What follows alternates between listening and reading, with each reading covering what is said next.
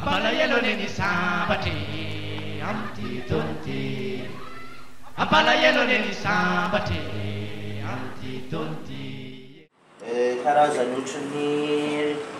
fiakolotana lefa positif efa mandeva io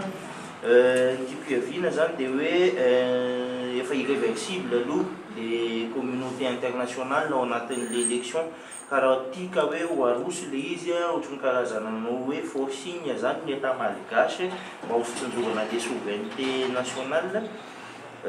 mety sy compromettre an'le reconnaissance ave zay zavatra zay amin'izay fotoana zay. Zao angamba ny fomba fipetraky izy ny groupement des experts nationaux dia tsy afaka anerina iza na iza eo amin'ny fomba fandraisana ny fanapahan-kevitra mikasika ny fifidianana fa eo tokoa ny senita zany zay tena hoe manana fahefana manontolo eo amin'izany fomba fikarakarana fifidianana zany fa zahay dia olona mieritreritra ary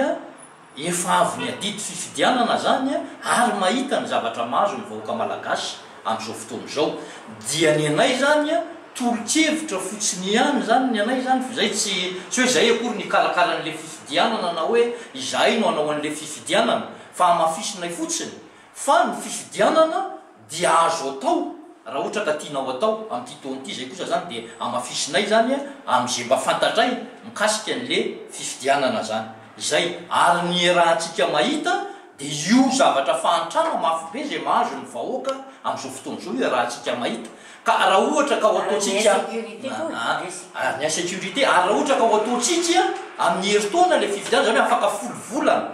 mbola atanteny zay ve ny vahoaka atsika zay fotsiny zany le fanontaniana apetraka ozizy mono be sy ny maro hoe matanty tsy misy ny olana dia efa mba nampraneny lapilosy zany zay eo mitrangan-javatra sanatria zay mety hitranga zay fotsiny le izy zany fa izay akory tsy hoe mpikarakara fifidianana na mpanao fifidianana fa manolotra tolo-kevitra fotsiny ihany.